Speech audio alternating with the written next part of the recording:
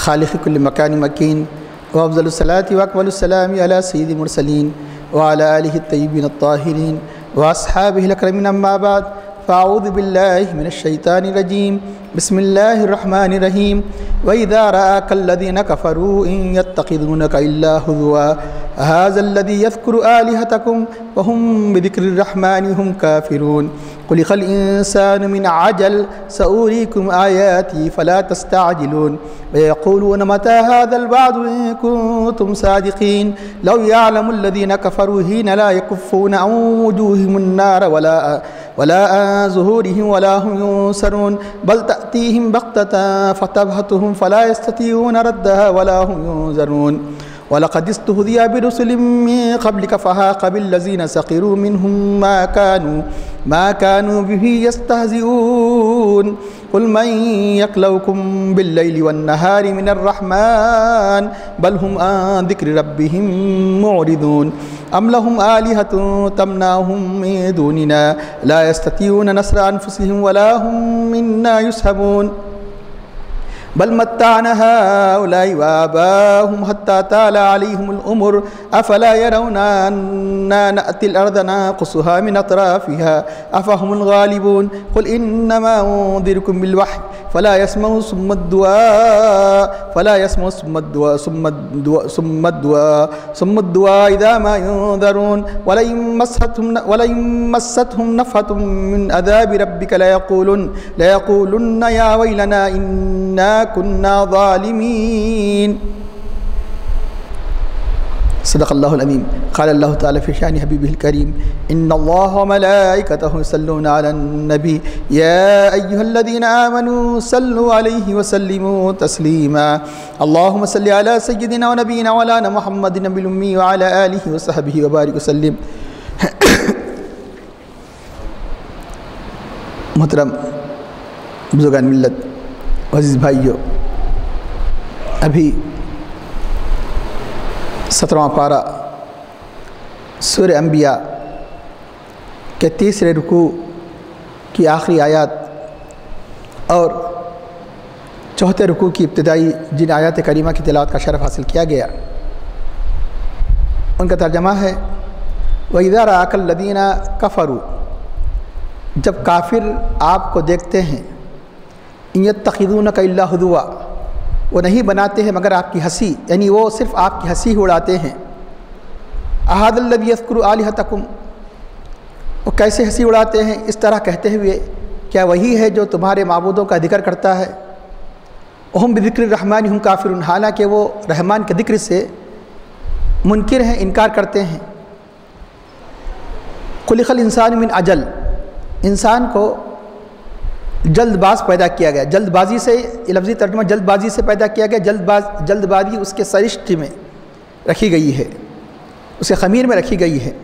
سأریکم آیاتی فلا تستعجلون، تو میں تمہیں اپنی نشانیاں دکھاؤں گا تو تم مجھ سے جلدی مت کرو.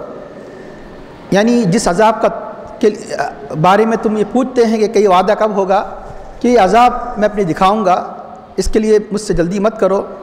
وَيَقُولُونَ مَتَىٰ هَٰذَا الْوَعْدُ إِن كُنتُمْ صَادِقِينَ، وہ کہتے ہیں کہ وعدہ کب ہوگا اگر تم سچے ہیں.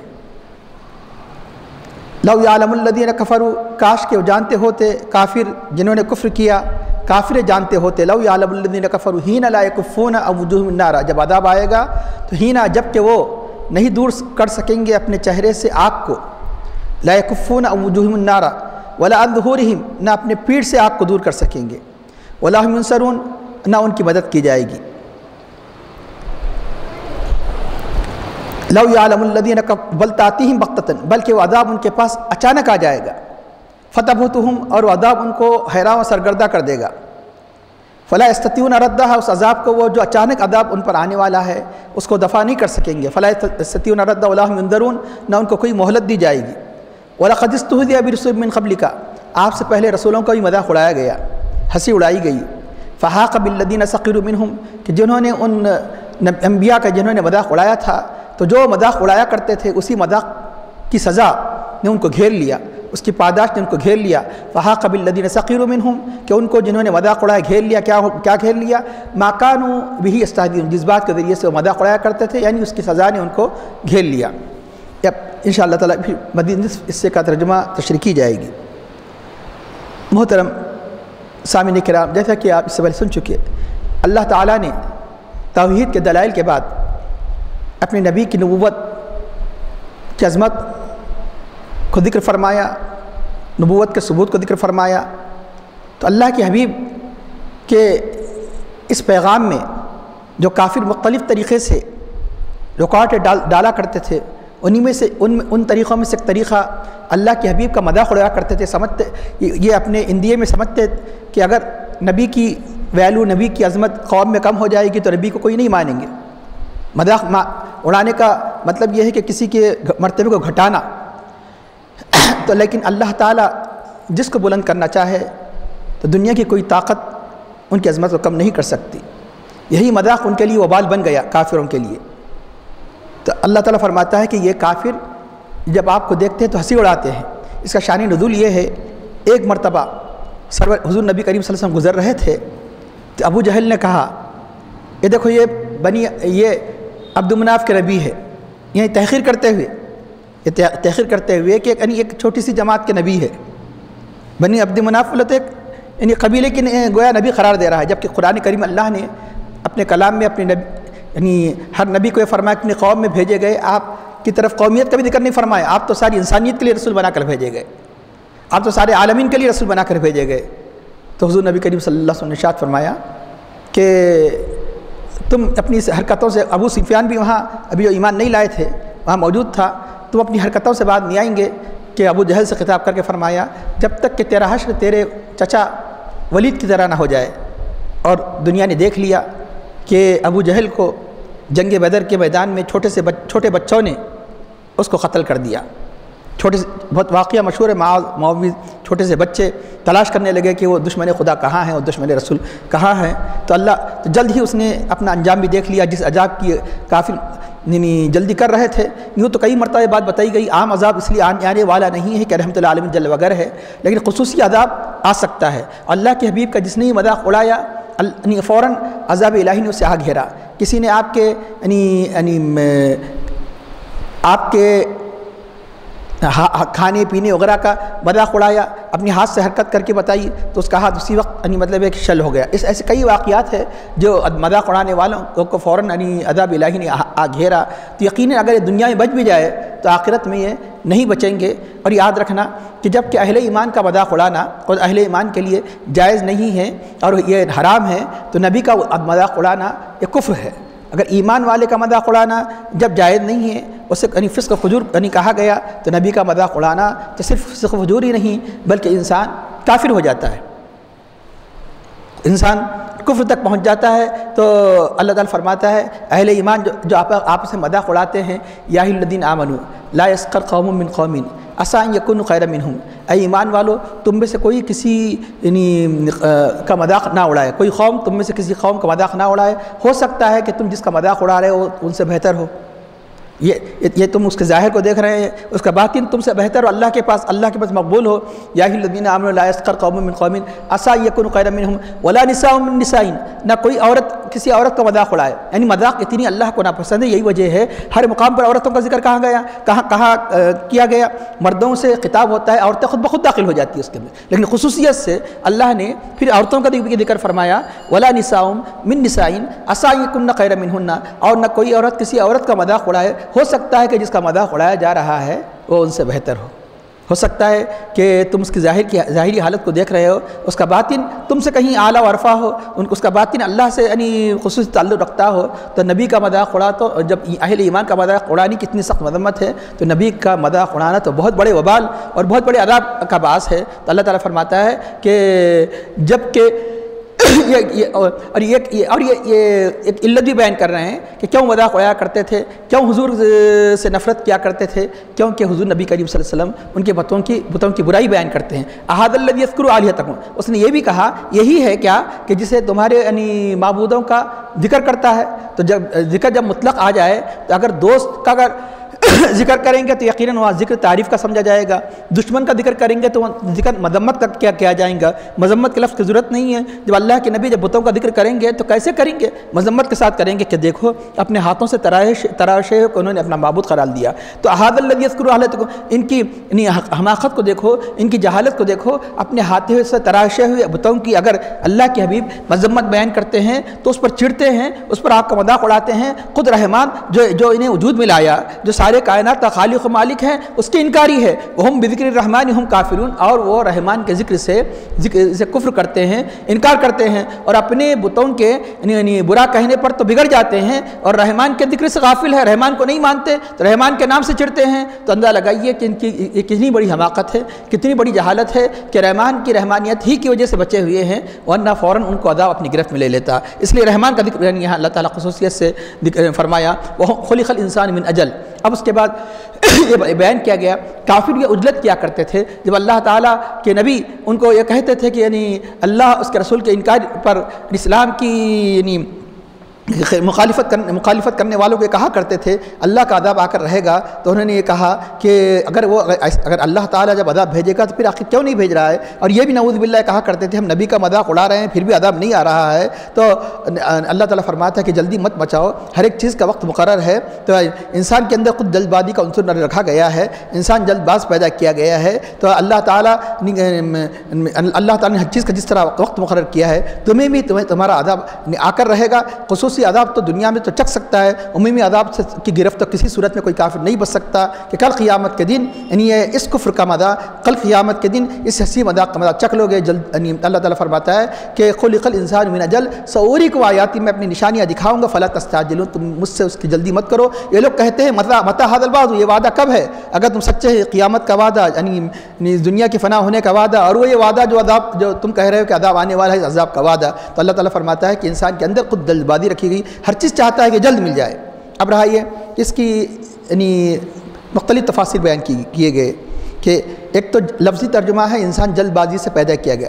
جلد بازی سے پیدا کیا گیا کا مطلب یہ ہے کہ ایک محاورہ ہے یہ کہ کسی کی فطرت میں اگر کوئی عنصر زیادہ ہوتا ہے تو جلد بازی سے پیدا کیا گیا۔ مثال کے طور پر کسی کے اندر کرم کی صفت زیادہ پائی جاتی ہے، ارے کرم ہی سے پیدا کیا گیا، یعنی کرم ہے اس کے اندر، یہ معنی ہے اس کے۔ یعنی کرم سے پیدا کیا گیا کا مطلب ہے کہ کرم کی صفت، ارے غضب سے پیدا کیا گیا، یعنی مطلب انتہائی ہمیشہ غضب ناک ہوتے رہتا ہے، غصہ کرتے رہتا ہے۔ اسی طرح یہاں پر خلق الانسان عجولا کے بجائے من عجول کہا گیا، اس کے اندر حد درجہ جلد بازی کی کیفیت کی وجہ سے یہ لفظ یعنی اللہ تعالیٰ فرمایا من عجول یعنی من اجل، عین ہے، عین جیم اجل، ایک حمزے سے جو اجل ہے وہ مدت کے معنی ہے، یا عین جیم لام عجلت اسی سے ہے، جو عربی کا لفظ ہے جو عجلت اردو میں استعمال کیا جاتا ہے جلد بازی سے کام لینا۔ تو اب انسان کی اب یہ فطرت میں جو جلد بازی رکھی گئی تو بتایا گیا کہ ایک تو یہ کہ کوئی بھی کام کر کے فوراً اس کا بدلہ چاہتا ہے، انسان فوراً کوئی کام کرتا ہے اس کا بدلہ چاہتا ہے، تو یہ ایک جلد بازی اس کے اندر ہے۔ اور دوسرا یہ کہ یہ بتایا گیا کہ حضرت سیدنا آدم علیہ السلام کو جب اللہ نے پیدا فرمایا تو خود انسان جو جن سے انسان ہے اس کے اندر خود جلد بازی کی صفت رکھی گئی۔ مثلا جب اللہ تعالیٰ نے ان کے سر سے ان کی روح کو جب اتارا، پھونکا، کس میں حضرت آدم علیہ السلام، وہ آنکھوں سے اترتے ہوئی ابھی وہ پیروں تک نہیں گئی، تو روایت میں آتا ہے کہ جب جنت کی نعمتوں کو آپ نے دیکھا تو اس کی طرف آگے بڑھنے لگے یہاں تک کہ گر گئے، کیونکہ ابھی پیروں میں روح ہی نہیں آئی، تو اللہ نے فرمایا خلق الانسان من اجل۔ اور ایک روایت میں آتا ہے کہ ساری کی ساری کائنات کو اللہ نے جو پیدا فرمایا 6 دن میں پیدا فرمایا، تو 6 دن میں سب سے پہلا جو دن ہے وہ اتوار کا دن ہے، جس کو اس لیے عربی زبان میں یوم الاحد کہا جاتا ہے، پہلا دن۔ یوم احد مانے پہلا دن، یوم الاثنین نے دوسرا دن۔ ایک مناسبت یہ بھی ہے کہ مخلوقات کی پیدائش کی ابتدا کس دن سے ہوئی؟ اتوار سے ہوئی۔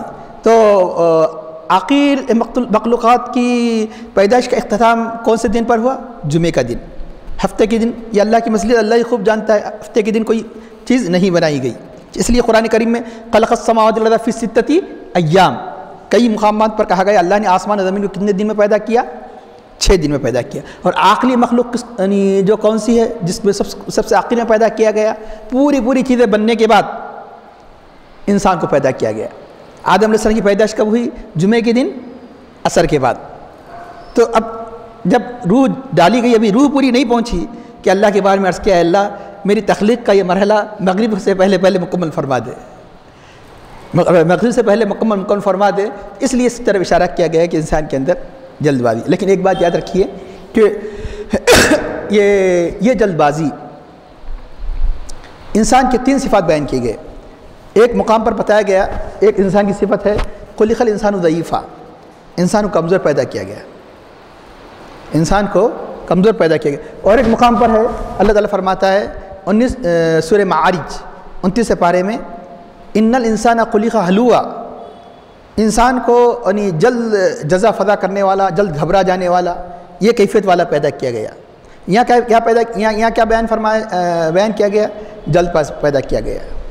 یہ 3 باتیں بیان کی گئی.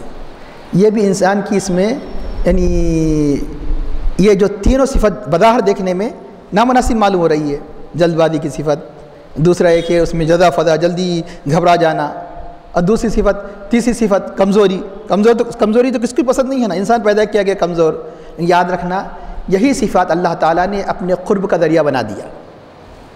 انسان کو سارے مخلوق میں اشرف المخلوقات بنایا. جو اشرف المخلوقات ہوگا تو اس کی صفات تو اعلیٰ ہونا چاہیے نا، عرفہ ہونا چاہیے. لیکن یہ تینوں صفات کیا بتا رہے ہیں؟ انسان کی کمزوری کو بتا رہے ہیں، انسان کی پستی کو بتا رہے ہیں. یہی صفات انسان کی عظمت کا نشان بن گئے. یہی صفات انسان کے اللہ کا قرب کا ذریعہ بنتے ہیں. کیوں؟ اگر انسان طاقتور ہوتا تو اپنے طاقت کے گھمنڈ میں کوئی اللہ کی بارگاہ میں رجوع نہیں ہوتا، اس لیے کمزور بنایا گیا. انسان کو کمزور بنایا گیا کہ اپنے طاقت پر گھمنڈ نہ کرے. تو یہی ضعف کس بات کا سبب بن گیا؟ اللہ کی بارگاہ میں رجوع ہونے کا. اگر ہمیشہ انسان صحت مند کھاتا پیتا کچھ تکلیف نہ ہو، پورے کے پورے انسان ہوتے تو نہ معلوم کہ کتنے گنے چنے اللہ کی بارگاہ میں جھکتے. کچھ نہیں، بس ہر اعتبار سے کبھی کچھ آفت، کچھ مصیبت، کچھ نہیں، تو بہت کم بندے رہتے ایسے.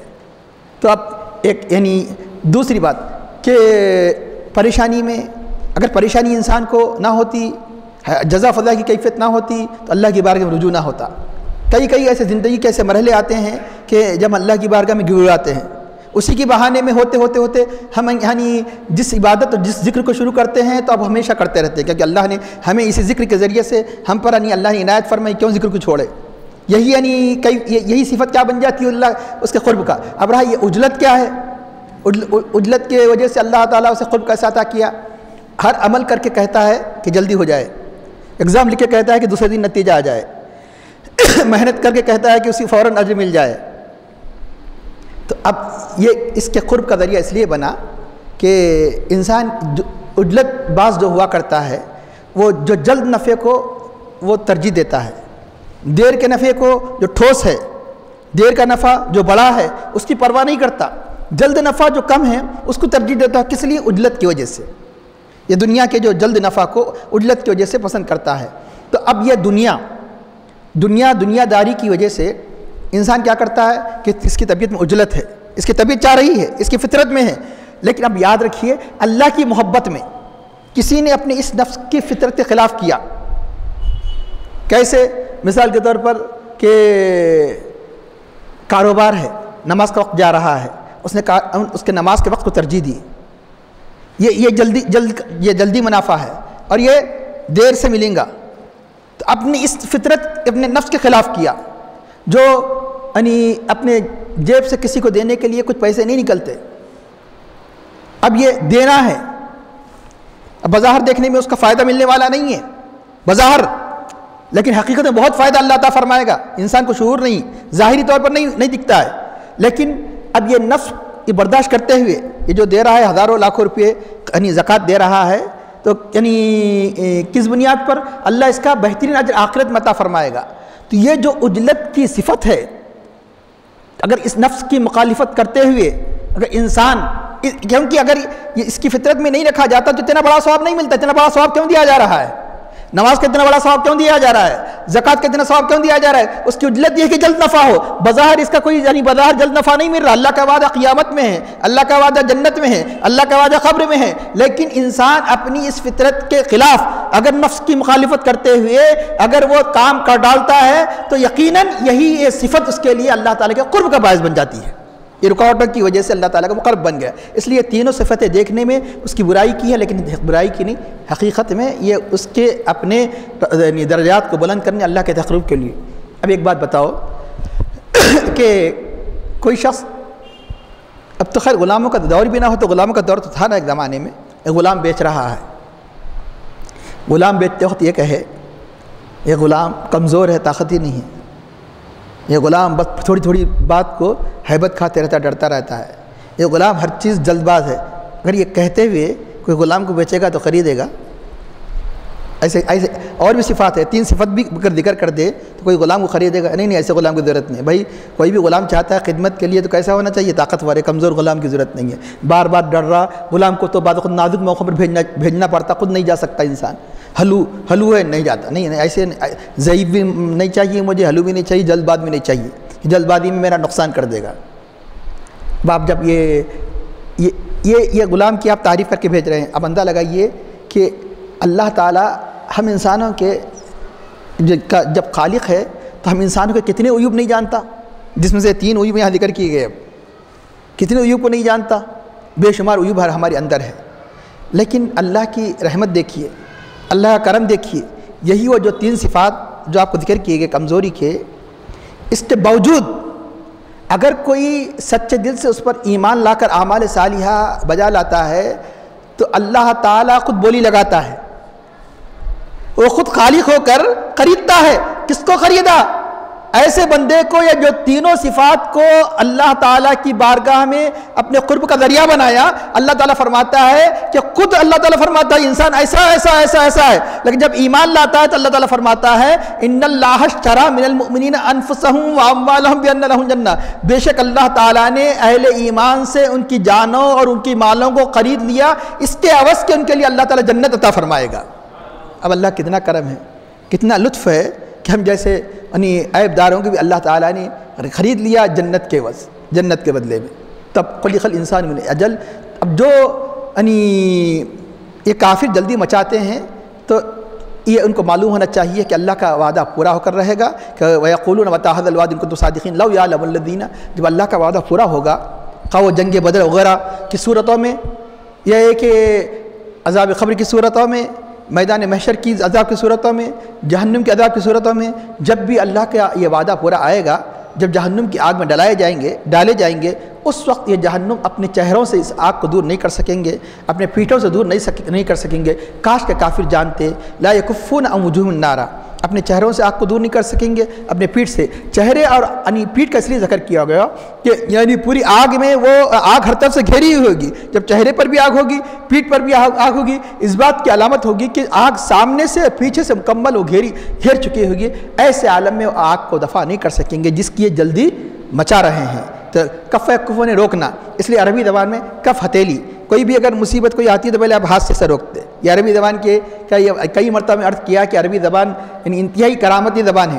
اس کے اندر اس کے لفظ کے معنی کے اندر خود یعنی اس کے لفظ کے اندر اس کے معنی موجود ہوا کرتے ہیں. تو کف کو روکنا، کف ہتھیلی کو ہتھیلی کیوں کہا گیا؟ جب بھی کوئی مصیبت آتی ہے تو انسان پہلے یعنی اپنے چہرے کو آگے نہیں بڑھاتا، بلکہ کس کو آگے بڑھاتا ہے؟ ہاتھ کو آگے بڑھاتا ہے. لا یکفون عن وجوہہم النار، نہ اپنے چہرے کو روک سکیں گے، نہ اپنے پیٹوں کو روک سکیں گے، اور نہ اس عذاب کو دفع کر سکیں گے، نہ انہیں کوئی مہلت دی جائے گی، نہ ان کی مدد کی جائے گی. اور آئے گی کہ اچانک آ جائے گی تو ان کو وہ حیرت زدہ کر دے گی کہ بل تأتیہم بغتۃ فلا یستطیعون ردہ ولا ھم ینظرون، انہیں کوئی مہلت نہیں دی جائے گی. ایک بات یاد رکھیے، موت کا اچانک آنا. ایک شخص نوجوان ہے، صالح ہے، صحت مند ہے، اور اسی عالم میں سے کچھ ظاہری طور پر بظاہر دیکھنے میں یعنی کوئی تکلیف نہیں، کوئی بیماری نہیں. آپ کہہ رہے ہیں کہ ارے اچانک چلا گیا، اچانک موت آ گئی. یہی کہتے ہیں آپ. یاد رکھیے، اگر آپ آخرت کی تیاری کر رہے ہیں، اگر آپ صالح زندگی گزار رہے ہیں، آپ کی موت یہ ضروری نہیں ہے کہ بیمار ہو، فلاں ہو، اسباب ہو، تو ایسی موت کو اچانک نہیں کہیں گے. اگر جو انسان غفلت کی زندگی گزار رہا ہے، بیماری میں بھی آ رہی ہے، تو موت اچانک ہے اس کے لیے. آپ اردو محاورے میں کہہ لیجئے، لیکن قرآن کے محاورے میں اچانک موت اس کو کہتے ہیں کہ آپ غفلت کی زندگی گزار رہے ہیں، یہ اچانک موت آ گئی. اگر آپ صالح زندگی گزار رہے ہیں، آخرت کی تیاری مصروف ہے، تو موت اچانک نہیں. یہ موت اس کے لیے اچانک نہیں تو اللہ کا تحفہ ہی ہے. یا کیوں یہ موت بھی یعنی مومن کا تحفہ ہے. کیوں؟ یہ موت ہی کی وجہ سے اللہ تعالیٰ اسے بڑی بڑی عنایات عطا فرمائیں گا. موت اللہ کا وعدہ ہے، کل نفس ذائقۃ الموت، اسی یعنی رکو میں گزر چکا ہے. لیکن کس لیے کہ موت یعنی اللہ تعالیٰ اس کے بے شمار یعنی اللہ تعالیٰ اسے جزا دینے والا ہے صالح نیک بندے کے لیے. تو گویا یہ جب بے شمار جزا اس کو ملے گی یعنی آخرت کی، تو گویا موت اس کے لیے یعنی تکلیف دہ چیز نہیں بن گئی. موت کیا ہے؟ مومن کے لیے ایک تحفہ موت مومن کے لیے تحفہ ہے. جنت یعنی جو مومن صالح کے لیے خبر کیا ہے؟ جنت کی کیاریوں میں سے ایک کیاری ہے. تو اب اس کے بعد اللہ تعالیٰ ارشاد فرماتا ہے کہ یہ اپنے حبیب پاک صلی اللہ علیہ وسلم کے قلب پاک کو تسلی دیتے ہوئے کہ اے حبیب آپ ہی کا مذاق نہیں، اس سے پہلے ما قبل انبیاء کا ہی مذاق اڑایا گیا. وَلَقَدِ اسْتُهْزِئَ بِرُسُلٍ مِّن قَبْلِكَ، لیکن کیا ہوا ان کا حشر، ان کا انجام کیا ہوا کہ جس نے بھی مذاق اڑایا تو انہی کا یہ عمل عذاب بن کر ان کو آ گھیرا. ہاقہ من گھیر دینا. تو اللہ یعنی اسی یعنی جو یہ ہنسی اڑایا کرتے تھے اسی کی سزا نے ان کو گھیرا. حضرت نوح علیہ السلام کشتی بنا رہے ہیں، لوگ ہنسی اڑا رہے ہیں، قرآن کریم کی آیت ہے، ہنس رہے ہیں. تو کیا کہا گیا کہ آج تم ہنس رہے ہو، کل تم پر ہنسی اڑائی جائے گی، تمہاری ہنسی اڑائی جائے گی. دیکھ لیا کہ جو ہنسی ان کے لیے کیا بن گئی؟ وبال کا سبب بن گئی. جو ہنسی اڑا رہے تھے، جو کشتی بنا رہے تھے، تو آخر میں ایک طوفان آیا، اسی طوفان نے ان کو تباہ برباد کر دیا. قیامت کے دن آج اہل ایمان کے اہل کفر ہنسی اڑا رہے ہیں تو اللہ تعالیٰ کیا فرماتا ہے؟ فَالْيَوْمَ الَّذِينَ آمَنُوا مِنَ الْكُفَّارِ يَضْحَكُونَ. آج کافر اہل ایمان کا مذاق اڑا رہے ہیں. فَالْيَوْمَ الَّذِينَ آمَنُوا، لیکن کل عَلَى الْأَرَائِكِ يَنظُرُونَ، جب اہل ایمان یعنی جنت کے تختوں پر بیٹھیں گے تو اس وقت یعنی کون ہنسی اڑائیں گے ان کی؟ یعنی اہل ایمان ہنسی اڑائیں گے. فَالْيَوْمَ الَّذِينَ آمَنُوا، آج اہل ایمان ہنسیں گے کافروں پر، یعنی جو یعنی اپنے تختوں پر بیٹھے ہوئے ہوں گے. آج دنیا میں یہ ہنسا کرتے تھے، آج دنیا میں یہ ہنسا کرتے ہیں. اور ہر زمانے میں دیکھا گیا اللہ والوں کی بھی ہنسی اڑائی گئی، اللہ والوں کو بیوقوف سمجھا گیا. لیکن اللہ کے پاس سب سے عقل مند تو یہی ہے. یہاں تک کہ صحابہ جس جماعت کو یعنی منافق کیا کہا کرتے تھے؟ ارشاد ربانی ہے کہ وَإِذَا قِيلَ لَهُمْ آمِنُوا كَمَا آمَنَ النَّاسُ، جب ان سے کہا جاتا ہے ایمان لاؤ جیسے کہ اور لوگ ایمان لے آئے. اس وقت کون ایمان لائے تھے؟ صحابہ ہی ایمان لائے تھے. كَمَا آمَنَ النَّاسُ قالوا، تو کہتے تھے أَنُؤْمِنُ كَمَا آمَنَ السُّفَهَاءُ، کہ ہم ایسے ایمان لائے جیسے بیوقوف ایمان لائے. تو اللہ تعالیٰ فرماتے ہیں الا، آگاہ ہو جاؤ، إِنَّهُمْ هُمُ السُّفَهَاءُ وَلَكِنْ لَا يَعْلَمُونَ، یقیناً یہی لوگ بیوقوف ہے. یہ جن کو بیوقوف کہہ رہے ہیں یہ منافقین خود بیوقوف ہے لیکن نہیں جانتے. تو ہر زمانے میں اللہ والوں کی ہنسی اڑائی گئی. لیکن یاد رکھنا کہ کل قیامت کے دن یہ تو ہنسی ختم ہو جانے والی ہے، لیکن وہ ہنسی کا اثر ہمیشہ ہمیشہ رہنے والا ہے. جہنم کی سزا پائیں گے. تو اس لیے کسی بھی مومن کا مذاق اڑانا برا ہے، اور اہل اللہ کا مذاق اڑانا تو انتہائی تباہی کا باعث ہے. تو ارشاد ہوتا ہے کہ قل من یکلؤکم باللیل من الرحمن. اللہ تعالیٰ اپنے حبیب پاک صلی اللہ علیہ وسلم سے خطاب کر کے فرماتا ہے آپ کہہ دیجئے کون تمہاری حفاظت کرتا ہے رات میں اور دن میں؟ من یکلؤکم باللیل والنہار من الرحمن، رحمان سے مطلب رحمان کے مقابلے میں کوئی تمہاری حفاظت کرتا ہے؟ رحمان کے مقابلے میں کوئی تمہاری حفاظت نہیں کرتا. رحمان ہی تمہاری حفاظت کرتا ہے رات اور دن میں. بل ہم عن ذکر ربہم موردون، بلکہ وہ اپنے رب کے ذکر سے اعراض کر رہے ہیں، منہ موڑ رہے ہیں. ام لہم آلیہۃ تمنعہم من دوننا، کیا ان کے لیے وہ ایسے معبود ہے جنہوں نے تراش لیا کہ وہ ہمارے مقابلے میں ان کو عذاب سے بچا سکیں گے؟ ام لہم آلیہۃ تمنعہم من دوننا لا یستطیعون نصرہم، وہ خود اپنی مدد نہیں کر سکتے تو ان کی کل قیامت کے دن کیا مدد کریں گے؟ لا یستطیعون نصر ولا ہم منا یصحبون، نہ وہ ہماری جانب سے ان کی مدد کی جائے گی. یہ کیوں پھر آخر یہ گناہوں کی زندگی میں مست یہ سمجھ رہے ہیں کہ سب کچھ یہی ہے؟ تو اللہ تعالیٰ فرماتا ہے بل متعنا ہؤلاء، بلکہ ہم نے ان کو اور ان کے آباء و اجداد کو ہم نے دنیاوی ساز و سامان عطا کیا. بل متعنا ہؤلاء وآباءہم حتیٰ طال علیہم العمر، یہاں تک کہ عمریں طویل ہو گئی. یہ سمجھنے لگے کہ یہی سب کچھ زندگی ہے، یہی عیش و عشرت ہے. بل متعنا ہؤلاء وآباءہم حتیٰ طال علیہم العمر افلا یرون، تو کافر یہ نہیں دیکھتے، غور نہیں کرتے ان ناتی الارض ننقصها من اطرافها، ہم زمین کو ان کے اطراف سے تنگ کرتے جا رہے ہیں. آئے دن اہل ایمان کو فتح ہوتی جا رہی ہے اور اہل ایمان کا غلبہ ہوتا جا رہا ہے. اس سے کیا عبرت نہیں لیتے؟ افلا يرون ان ناتی الارض ننقصها من اطرافها افهم الغالبون، تو کیا وہ غالب ہوں گے؟ ایسے عالم میں بھی ایسے دیکھتے دکھاتے بھی سمجھیں گے کہ یہ غلبہ انہی کو ہونے والا ہے. تو قل، آپ کہہ دیجئے انما انذرکم بالوحی، کہ یعنی میں اس کے سوا نہیں کہ میں تمہیں ڈراتا ہوں وحی کے ذریعے سے، اللہ تعالیٰ کے فرمان کے مطابق میں تمہیں ڈراتا ہوں، اس کلام کے ذریعے سے ڈراتا ہوں. قل انما انذرکم بالوحی لیکن ولا اسمع ثم دعا، لیکن جو یہ بہرے ہیں وہ پکار کو نہیں سنتے. یہ حقیقت میں یہ حقی بات کے سننے سے بہرے ہیں. جو حقی بات کے سننے سے بہرا ہو جاتا ہے وہ اللہ اس کے رسول کی پکار کو نہیں سنتا. ولا اسمع ثم دعا اذا ما انذرون، جب کہ وہ ڈرائے جاتے ہیں. تو اب یہاں اللہ تعالی ارشاد فرماتا ہے کہ وَلَئِن مَسَّتْ، ایک آیت رہ گئی، وَلَئِن مَسَّتْهُمْ نَفَحَةٌ مِّنْ عَذَابِ رَبِّكَ، جب آپ کے رب کے عذاب کا کوئی جھونکا، مست مانے نفحۃ مانے تھوڑا سی پھونک جیسی کہا جاتے، نفحہ جھونکا، تھوڑا سا حصہ.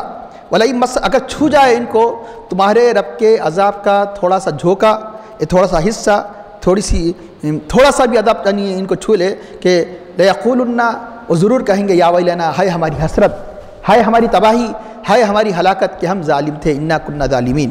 لیکن ایسی حسرت کوئی کام آنے والی نہیں ہے. کل قیامت کے دن جو کافروں کی جو حسرت ہوگی اس حسرت کا اس میں ذکر ہوگا. یہ جو کہا کرتے تھے یہ بت ہماری حفاظت کر لیں گے، کہ یہ خود اپنی حفاظت نہیں کر سکتے، یہ خود اپنے آپ کو نہیں بچا سکتے، تو انہیں کیا بچائیں گے؟ کسی قسم کی انہیں مدد نہیں ملے گی. تو اللہ تعالیٰ صاف فرماتا ہے کہ جیسے دعویٰ کرتے ہیں کہ یہ بت ہماری شفاعت کریں گے، اللہ تعالیٰ فرماتا ہے اولئک ھم منا یصحبون، ان کی کوئی مدد نہیں کی جائے گی. ہاں اللہ تعالیٰ پر ایمان لانے والے کی مدد کی جائے گی. اس لیے تو اللہ تعالیٰ مذمت کے موقع پہ جب ان کو کہہ رہا ہے تو پتہ چلا کہ اہل ایمان کی مدد ہوگی، اہل ایمان کی مدد ہوگی، یہاں تک کہ ان کی شفاعت ہوگی. انبیاء شفاعت کریں گے، یعنی علماء شفاعت کریں گے، شہداء شفاعت کریں گے. تو اب سب سے پہلی جو آیت اس رکوع کی ہے وہ اللہ تعالیٰ اس میں ارشاد فرماتا ہے، چوتھے رکوع کی پہلی آیت، یعنی آپ کہہ دیجئے کون تمہاری حفاظت کرتا ہے رات و دن میں رحمان کے مقابلے میں؟ رحمان کے علاوہ کوئی مدد نہیں کرتا. تو اب یاد رکھیے کہ جس طرح اس دنیا میں تمہاری حفاظت کرتا ہے، اگر تم ایمان لاؤ گے تو آخرت میں بھی وہی تمہاری حفاظت کرے گا. تم باوجود منکر ہونے کے، تم اپنے رب کے ذکر سے اعراض کر رہے ہیں، منکر ہونے کے بھی تمہاری حفاظت کر رہا ہے. چاہے تو نہیں کئی درند پرند کے ذریعے سے تم پر تباہی آ جائے، لیکن رات سکون سے گزر رہی، کئی راتیں گزر رہی ہے، زندگی گزر رہی ہے. یعنی یہ ایک تو حفاظت عمومی ہے انسانوں کی. یہ اللہ تعالیٰ فرماتا ہے ان اللہ یمسک السماوات والارض ان تزولا، کہ یعنی بے شک اللہ ہی آسمانوں کو تھامے ہوئے ہیں گرنے سے، زمین کو. آج ہزاروں سال گزرنے کے باوجود بھی آسمان سے کوئی یعنی ہماری حفاظت کیا ہوا ہے، آسمان سے کوئی عذاب کی چیزیں نازل نہیں ہوئی، زمین کے اندر ہمارے پاؤں نہیں دھس رہے ہیں باوجود گناہوں کے. تو یہ ایک عمومی حفاظت ہے، عمومی حفاظت ہے. اللہ تعالیٰ یعنی باوجود انکار کرنے کے ہواؤں کو نہیں روک رہا ہے.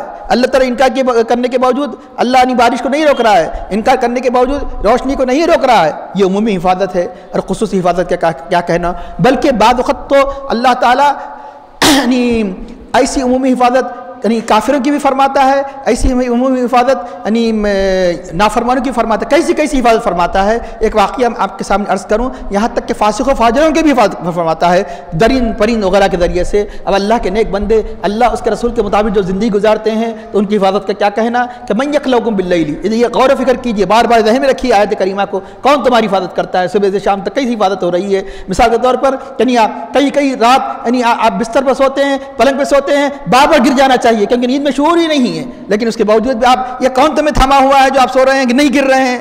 جو نہیں گر رہے ہیں اس وقت یہ تصور کیجئے کہ اللہ تعالیٰ کی حفاظت. ہمیشہ تصور کیجئے کہ اللہ تعالیٰ ہماری کیسی حفاظت کر رہا ہے. یہ گاڑی کیا تمہاری قدرت میں تھی؟ یہ جو سواری، یہ جانور اتنا تم سے بڑھ کے طاقت والا ہے، لیکن تم کیا کر رہے ہیں؟ پورے اس پر یعنی مطلب ہے کہ پورا مکمل اس پر تصرف اختیار کر رہے ہیں کہ اونٹ اگر بگڑ جائے تو ایک نہیں کئی انسانوں کو تباہ کر دے، یہ گھوڑا بگڑ جائے تو کئی انسانوں کو تباہ کر دے. کون تمہاری حفاظت کر رہا ہے؟ اس کی پیٹھوں پر اللہ حفاظت کر رہا ہے. اس لیے کسی سواری پر بیٹھے تو کیا دعا پڑھے؟ سبحان الذی سخر لنا ھذا وما كنا له مقرنین، کہ یعنی پاک ہے کہ جس نے یہ سواری کو ہمارے لیے مسخر کیا اور یعنی ہم اس پر قابو پانے والے نہیں تھے. تو اس وقت تصور کرے کہ یہ گاڑی جو چل رہی ہے یوں ہی گر جائے اچانک چلتے چلتے، لیکن پھر بھی یعنی کئی سال تک ہم چلا رہے ہیں، یوں ہی نہیں گر رہے ہیں، ہم اپنی غلطی سے گر رہے ہیں، بات اور ہے. کون حفاظت کر رہا ہے؟ چلتے پھرتے اٹھتے بیٹھتے، چاہے کئی ایسے درندے سانپ وغیرہ وغیرہ وغیرہ، یعنی بسا اوقات کبھی عبرت کے لیے چیزیں ہوا کرتی ہے، سانپ وغیرہ کاٹ دے، لیکن عمومی طور پر تو نہیں ہے، ورنہ بہت مشکل ہو جاتا ہے. انسان سوتے وقت بھی سوچنا پڑتا ہے کہ پھر صبح کیسی ہوگی، سونا ہی چھوڑ دیتا.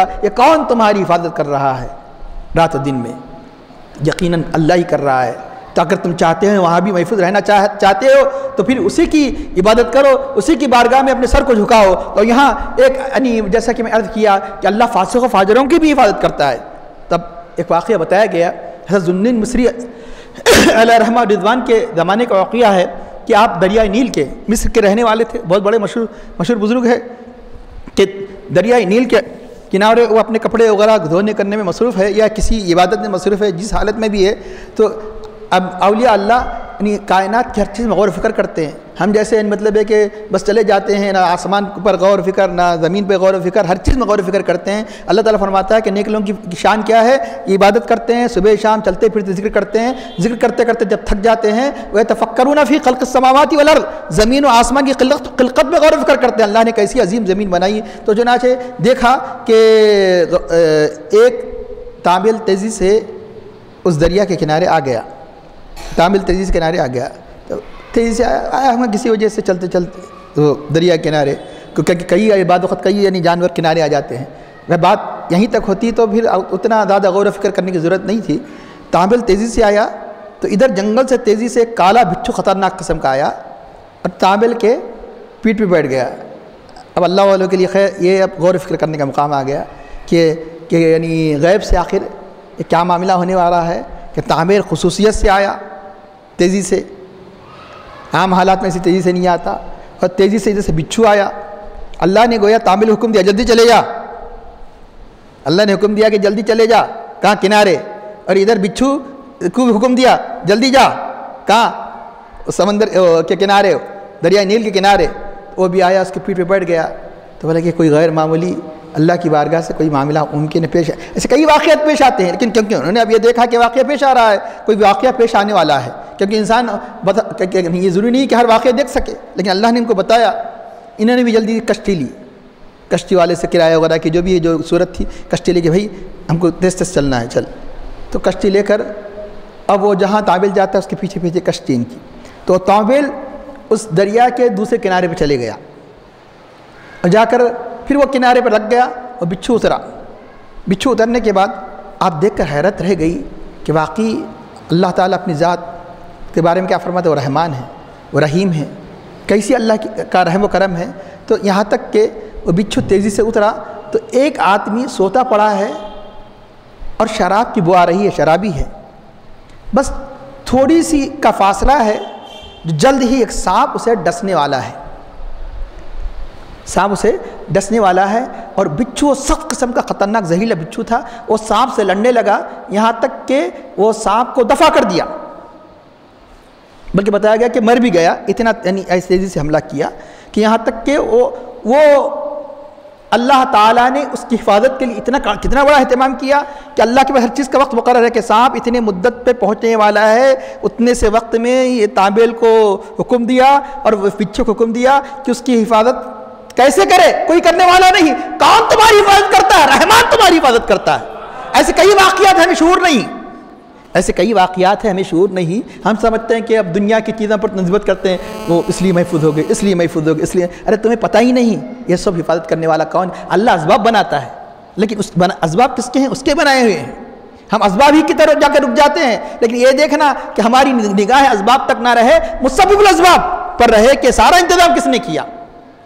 اس کے بعد اسے حضرت ذوالنون مصری اٹھاتے ہیں. تجھے خبر ہے تجھے تیری نافرمانی کے باوجود، تیرے فسق و عصیان کے باوجود اللہ نے تیری حفاظت کے لیے کیسے کیسے سامان پیدا کیے. تو وہ رونے لگا کہ اللہ تعالیٰ اتنا مجھ پر رحم کرنے والا ہے، اتنا بڑا کرم کرنے والا ہے. اور سامنے سانپ کو بھی مرا ہوا دیکھا. حیرت سے کہنے لگا کہ میری نافرمانی کے باوجود بھی، میرے گناہوں کے باوجود بھی جب اتنا کرم فرماتا ہے، کیوں نہ میں آپ کے ہاتھ پر توبہ کر کے سالے زندگی گزار لوں تو کیسی اس پر مجھ پر اس کی عنایتیں ہوں گی. تو یہ تو ایسی عمومی حفاظت تو اللہ تعالیٰ کافروں کی بھی کرتا ہے، فاسقوں بھی کرتا ہے، فاجروں بھی کرتا ہے. لیکن آپ چاہتے خصوصی حفاظت، تو آئیے خصوصی حفاظت کن کی کرتا ہے؟ اہل ایمان کی. تو اللہ نے خصوصی حفاظتوں کے بے شمار اپنے حبیب کے ذریعے سے ذرائع بھی بتائے. مثلا دنیا میں ایک انسان کیا ہے کہ بھائی دشمنوں کا ڈر ہے اور خود اتنی طاقت نہیں ہے کہ دشمن سے مدافعت کر سکے، تو دنیا والے کیا کرتے ہیں؟ باڈی گارڈ رکھتے ہیں، ایک پہلوان رکھتے ہیں. دنیا میں عام ہے ایک گارڈ رہتا ہے، بلکہ خاص طور پر بڑے بڑے منسٹروں کے پاس ایک گارڈ رہتا ہے اس کے بعد، تاکہ کوئی ایسی ناگہانی مصیبت سے وہ اس کی حفاظت کر سکے. یاد رکھیے اللہ نے ہمیں بے شمار گارڈ دیے ہیں. کہاں؟ قرآن کریم میں، جو تمہاری حفاظت. یہ بات اور ہے ہم اپنی یہ ہم اپنی کوتاہی کی وجہ سے اللہ کی اس سیکورٹی کو حاصل نہیں کرتے ہیں تو یہ ہم اپنا نقصان کرتے ہیں۔ اللہ نے ہمیں سیکورٹی دی، کون سی سیکورٹی؟ قرآن کریم میں کئی آیات تو ایسے ہیں کہ جس کے بارے میں بتایا گیا ہے کہ یہ پڑھنے کا زیادہ ثواب ہے۔ کئی آیات جو ہماری سیکورٹی دی گئی کہ تم اس کا اختیار کرتے ہیں تو تمہیں سیکورٹی مل جائیں گی۔ مثال کے طور پر کوئی اگر سوتے وقت معوذتین پڑھ لیں گا، کوئی سوتے وقت آیت الکرسی پڑھ لے گا، اللہ بے شمار مصیبتوں سے اس کی حفاظت فرمائے گا۔ سرور کائنات صلی اللہ علیہ وسلم کی سنت ہے کہ اللہ کے حبیب نے فرمایا کہ قل اعوذ بالفلق قل اعوذ بالناس جو پڑھ لے، یہ بلکہ حدیثوں میں آتا ہے کہ آیت الکرسی پڑھ کر جو سوتا ہے نہ صرف اس کی حفاظت بلکہ اطراف و اکناف گھروں کی بھی حفاظت ہو جاتی ہے۔ اندازہ لگائیے کہ یعنی کیسی طاقت۔ اور جب بیت الخلاء میں جائے تو کئی وہاں بھی جن و شیاطین ہوتے ہیں، تو اللہ کے بھی فرماتے ہیں کہ اگر وہاں جانے سے پہلے پڑھ لے اللہم انی اعوذ من الخبث والخبائث، اے اللہ میں تیری پناہ مانگتا ہوں کہ شیاطین مرد اور شیاطین عورتوں سے۔ تو ایسی بلائیں جو انسان نہیں سمجھتا کہ اللہ تعالیٰ اس کی حفاظت فرماتا ہے۔ یہ سارے کے سارے اللہ نے ہمارے سیکورٹی کے ذریعے بنائے۔ اب انسان یہ بات اور ہے کہ لاپرواہی اور بے توجہی سے سیکورٹی کو اختیار نہیں کرتا۔ اگر کوئی اختیار کر لے تو یقیناً محفوظ رہتا ہے۔ جب گھر سے نکلے تو آپ اللہ کا نام لے کر نکلے، بسم اللہ توکلت علی اللہ لا حول ولا قوۃ الا باللہ، یعنی میں اللہ پر بھروسہ کرتے ہوئے نکلا، یعنی نہیں ہے کوئی قوت اور طاقت، انشاءاللہ یقیناً آپ حفاظت۔ جب صبح آپ اپنی صبح کرے تو کس بات کے ذریعے سے کرے؟ بسم اللہ الذی لا یضر مع اسمہ شیء فی الارض ولا فی السماء وهو السمیع العلیم۔ اللہ کے نام سے شروع کرتا ہوں اپنی زندگی کو کہ جو اللہ کے نام کے ہوتے ہوئے یعنی کوئی چیز آسمان و زمین کی مجھے نقصان نہیں پہنچا سکتی، وہی سننے والا ہے، وہی جاننے والا ہے۔ ایسے بے شمار چیزیں ہیں، اگر انسان اختیار کر لے تو کئی مصیبتوں سے بچ سکتا ہے۔ کئی ایسے یعنی یہ ایک تو آپ کو نقصان پہنچانے والے ظاہری طور پر، اور ایک نقصان پہنچانے والے آپ کو باطنی طور پر نقصان، روحانی طور پر آپ کو احساس نہیں ہے، آپ کی روح کے کمزوری کا سبب بنتے ہیں، وہ ان چیزوں سے محفوظ ہو سکتے ہیں۔ جیسے مثال کے طور پہ حدیث کریمہ میں آتا ہے کہ جب کوئی انسان کھانا کھاتا ہے تو شیطان بھی شریک ہو جاتا ہے، لیکن جب بسم اللہ پڑھ لیتا ہے تو اس کا کھانا شیطان سے محفوظ ہو جاتا ہے۔ کئی روایتوں سے ثابت ہے، بلکہ آپ کے گھر میں بھی جب آپ گھر میں داخل ہوتے ہیں تو آپ کے ساتھ شیاطین بھی داخل ہو جاتے ہیں، لیکن جو اپنے گھر کا دروازہ بسم اللہ کہہ کر لگاتا ہے تو اس کے گھر میں شیطان داخل نہیں ہوتا۔ اگر مثال کے طور پر آپ گھر کا دروازہ بسم اللہ کہہ کر نہیں لگاتے ہیں تو شیطان داخل ہو جاتا ہے، اور اس کے بعد کہتا ہے رہنے کے لیے جگہ مل گئی، رات میں مجھے رہنے کی جگہ مل گئی۔ اس کے بعد کھانا کھاتے وقت اگر آپ نے بسم اللہ پڑھ لیا تو وہ کہتا ہے کہ رہنے کی جگہ مل گئی، کھانے کا موقع نہیں ملا تو رہتا ہے لیکن کمزوری کے ساتھ۔ اگر کھانے کے وقت بسم اللہ نہیں کہتا ہے تو کہتا ہے کہ رہنے کی بھی جگہ مل گئی اور کھانے کی بھی موقع مل گیا۔ آپ یقیناً آپ کا شیطان کیسا رہے گا؟ آپ کا بہت انتہائی جب طاقتور رہے گا، طاقتور ہو جائے گا تو کئی یعنی آپ کو یعنی ذکر الہی سے غافل کرنے کی کوشش کرے گا۔ اس طرح بے شمار جو ذرائع بتائے ہیں اس ذرائع کو اختیار کیجئے۔ کھانے پینے کے برتنوں کو یعنی مطلب یہ کہ ایک حدیث شریف میں آتا ہے کہ بعض وقت یعنی بلائیں نازل ہوتی ہے وہ کھانے پینے کے برتنوں میں داخل ہو جاتی ہے۔ اللہ تعالیٰ کے حبیب فرماتے ہیں کوئی بسم اللہ کہہ کر اگر کوئی یعنی اس کو ڈھانپ دیتا ہے تو شیطان اس برتن کو نہیں کھول سکتا، کتنا ہی بڑا اس کی طاقت ہو، لیکن اللہ کے نام کے ساتھ اس کی طاقت کام آنے والی نہیں۔ بسم اللہ اگر پڑھ لیا جائے تو کوئی شیطان آپ کے برتن کو نہیں اٹھا سکتا اور اس کو ملوث نہیں کر سکتا۔ تو اب اس طرح بے شمار ہمیں یعنی طریقے بتائے حفاظت کے۔ حضور غوث پاک رضی اللہ تعالیٰ عنہ کہ جب واعظ ہوا کرتا تھا تو اس واعظ میں یعنی جس کثرت سے انسان شریک ہوا کرتے تھے اس کثرت سے جن بھی شریک ہوا کرتے تھے، اس لیے آپ کا لقب کیا ہے؟ غوث الثقلین۔ غوث ثقلین کس کو کہا جاتا ہے؟ جن و انس، جن اور انسان کو ثقلین کہا جاتا ہے کہ صرف انسانوں ہی کے غوث نہیں ہے، جنات کی بھی غوث ہے۔ تو اس وقت ایک بہت بڑے عامل تھے بغداد میں، تو ایک مرتبہ ایک عامل نے رات کے 12-1 بجے کا وقت تھا تو ایک بتایا گیا کہ ایک عامل نے اپنے جنوں کو بلانے کی کوشش کی تو وہ نہیں آئے، تو آخر میں بہت دیر سے آئے، رات ہو گئی۔ بولا کہ کیوں دیر کی؟ فرمایا ہماری آپ سے درخواست ہے کیا کہ جس وقت حضور غوث پاک رضی اللہ عنہ کا وعد ہوا کرتا ہے مت بلایا جائے، کیونکہ ہماری تعداد انسانوں سے بڑھ کے رہتی ہے، کیونکہ اس وقت جب وعد ہوتا تو پورا مشہور ہو جاتا کہ حضور غوث پاک کا وعد ہو رہا ہے۔ تو اس نے کہا، پھر انہوں نے پوچھا کہ حضور کیا خدمت بجائی لائی جائے آپ کی؟ فرمایا اس وقت بھوک لگ رہی ہے، پکانے کا بھی موقع نہیں ہے، شہر میں جہاں کہیں بھی اگر کہیں روٹی مل سکتی ہے تو روٹی لے کر آ۔ وہ ان کا موکل گیا، بہت تلاش کیا، پوری ہوٹلیں بند ہو گئی، کہاں سے روٹی خرید کے لاتا، کہاں سے لاتا، پوری ہوٹلیں بند ہو گئی۔ اب یعنی کیونکہ اس طرح لائٹ وغیرہ کا دور نہیں تھا جو 12-1 بجے تک یعنی ہوٹلیں چلے، تو وہ عامل حاضرات لگا کر دیکھتا ہے اس لیے نہیں مل سکتی. ارے وہ فلاں جگہ تو نہیں, اس زمانے کے ایسے سخت مضبوط عامل تھے, ارے فلاں جگہ تو ان تو یعنی تندور میں روٹی سیکتے جا رہا ہے, وہاں سے کیوں نہیں لاتا مانگ کے؟ فلاں شخص تندور میں روٹی سیکتا جا رہا ہے, وہاں ایک روٹی کیوں اٹھا کے نہیں لاتا؟ اس نے کہا کہ اس روٹی کو چھپ ہی نہیں سکتا, کیونکہ ہر روٹی پر بسم اللہ کہہ کر مارتا جا رہا ہے, ہر روٹی کو بسم اللہ کہتے ہوئے مارتا جا رہا ہے, وہاں میرا بس نہیں چل سکتا. تو یہ ہے اللہ نے بے شمار ہمیں اپنی حفاظت کے سیکورٹی عطا کی ہے, اس کو اختیار کیجیے. قل من یکلؤکم باللیل والنہار من الرحمن بل ہم عن ذکر ربہم معرضون. لیکن یہ اپنے رب کے ذکر سے منہ موڑ رہے ہیں. ام لہم آلہۃ, کیا ان کے معبود ان کی مدد کر سکتے ہیں؟ کہ نہیں, بالکل نہیں کر سکتے, نہ ان کی مدد کی جا سکتی ہے نہ. تو اب اللہ تعالیٰ فرماتا ہے کہ اے حبیب ان کو اعلان کر دیجئے کہ میں وحی کی بنیاد پر تمہیں ڈراتا ہوں. لیکن کیا ہے یہ؟ بہرے ہیں. حقیقت میں بہرے کون ہیں؟ جو اللہ اس کے رسول کو نہیں مانتا وہ بہرے ہیں. اللہ اس کے رسول کو ماننے والا خبر میں بھی یعنی سننے والا ہے. جو اللہ اس کے رسول کو سچے دل سے ماننے والا خبر میں ہی بہرا نہیں ہے. یہ دنیا میں چلتے ہوئے بہرے ہیں, یہ دنیا میں چلتے ہوئے مردے ہیں. اللہ تعالیٰ کے مردے کس کو قرار دیا؟ جو ایمان نہیں لاتے. اللہ نے بہرے کس کو قرار دیا؟ جو ایمان والے نہیں ہیں. تو ان کو کیا کہا گیا؟ سمن, بکمن, امیون, یہ بہرے ہیں, یہ گونگے ہیں, اندھے ہیں. اللہ والوں کے لیے کیا کہا جا رہا؟ کہ انہیں مردہ مت کہو.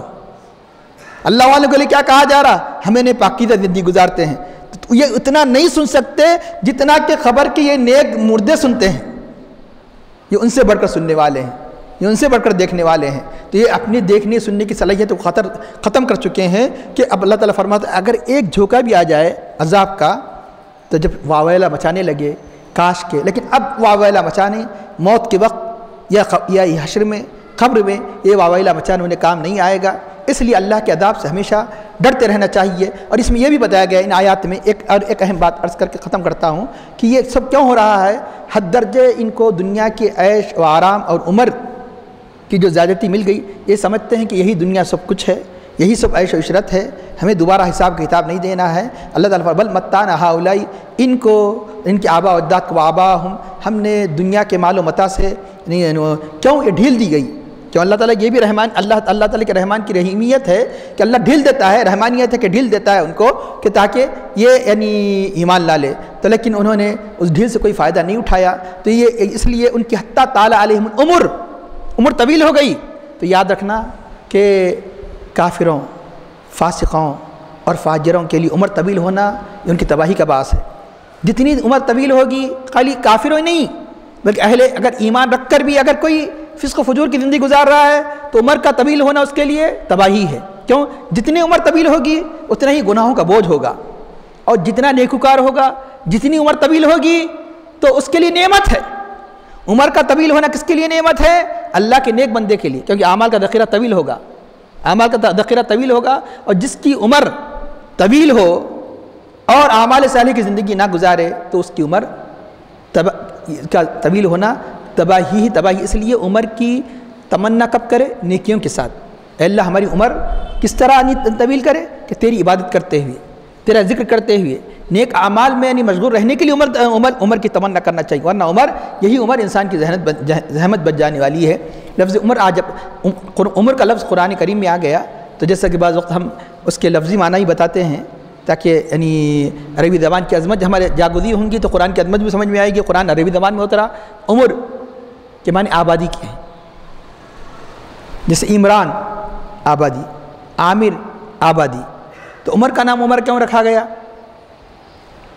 عمر جو نام ہے کیوں جو عمر جس کو زندگی لائف کہہ رہے ہیں اس کا نام عمر کیوں رکھا گیا؟ آبادی کیسے ہیں؟ تو ہماری جو زندگی جو آباد ہے سانسوں سے, اس لیے اس کا نام عمر رکھا گیا. ہماری عمر کا حساب سالوں سے نہیں ہے, ہماری عمر کا حساب دنوں سے نہیں ہے. اتنے سال, اتنے مہینے, اتنے دن جیے گا نہیں, اتنے کروڑ, اتنے ملین سانس اس دنیا میں وہ لے گا, اور جب اتنی مقررہ سانس سے ختم ہو جائے گی تو موت آ جائے گی. اس لیے ہر سانس یہ سمجھیے کہ آخری سانس ہے. اللہ اللہ کیجئے. تو یہ ہماری جو زندگی کیونکہ یہ ان سانسوں سے آباد ہے, عمر میں آبادی ہے, اس لیے اس کا نام عمر رکھا گیا. عمرے کو عمرہ کیوں کہا جاتا ہے؟ عمرہ تو سنیں نا آپ, کئی مرتبہ عمرہ حج کے معنی ارادہ کرنے کے ہیں, خانہ کعبہ کا ارادہ کرنا خاص طریقے سے۔ اور عمرے کا نام عمرہ کیوں کر رکھا گیا کہ حج چونکہ سال میں صرف ایک مرتبہ ہوتا ہے، بار بار تو حج نہیں کر سکتے نا۔ اب کوئی اگر حج کرنا چاہے تو حج کر سکتا نہیں کر سکتا، لیکن عمرہ کر سکتا ہے۔ اللہ نے خانہ کعبہ کو یعنی یہ عمرے کی عبادت سے آباد کیا ہے تاکہ ہر زمانے میں لوگ جاتے جائیں اور وہاں مخصوص یعنی اس واجب کو ادا کر کے خانہ کعبہ کو آباد رکھے۔ تو خانہ کعبہ کو یعنی یہ زائرین کے ذریعے سے یعنی آباد کرنے کی وجہ سے اسے عمرہ، اس کا نام عمرہ رکھا گیا۔ اور ہماری زندگی یہ سانسوں سے آباد ہے، اس لیے ان سانسوں کی حفاظت کیجیے۔ ہر سانس کو زیادہ سے زیادہ سانسوں کو ہم کس میں خرچ کریں؟ اللہ کی یاد میں خرچ کریں۔ یقیناً یہ سانسیں ہمارے لیے آنے والی زندگی میں بھی آبادی کا باعث ہو جائے گی۔ آبادی کا مطلب ہے کہ ہماری بھلائی اور خوشحالی کا باعث بن جائے گی۔ آخر میں دعا کرتا ہے اللہ ہمیں ان آیات کو سمجھنے اور اس کے تقاضوں کے مطابق زندگی گزارنے کی توفیق عطا فرما۔ زیادہ سے زیادہ اعمال صالحہ ان کی زندگی ہمیں گزارنے کی توفیق عطا فرما، اور ہماری خصوصی حفاظت فرما کہ آسمانی اور زمینی بلاؤں سے ہماری حفاظت فرما۔ اللہم احفظنا من کل بلاء الدنیا وعذاب الآخرہ، اور ہمیں اپنے اوامر کا پابند نواہی سے طرح کی توفیق عطا فرما، اور ہماری باتوں میں خشوع خضوع اخلاص عطا فرما۔ سرور کائنات فخر موجودات علیہ الصلوۃ والتسلیم کی سچی محبت ہمارے قلوب میں پیدا فرما۔ صحابہ کرام صلی اللہ علیہ وسلم جیسا جذبہ و اصرار استقلال ہمارے نفوس میں پیدا فرما، اور ہمیں عقل حلال صدق مخالی توفیق عطا فرما، اور ہمارا خاتمہ بالخیر فرما۔ صلی اللہ تعالی علی خیر خلقہ سیدنا مولانا محمد وعلی آلہ وصحبہ اجمعین برحمتک یا ارحم الراحمین والحمد للہ رب العالمین۔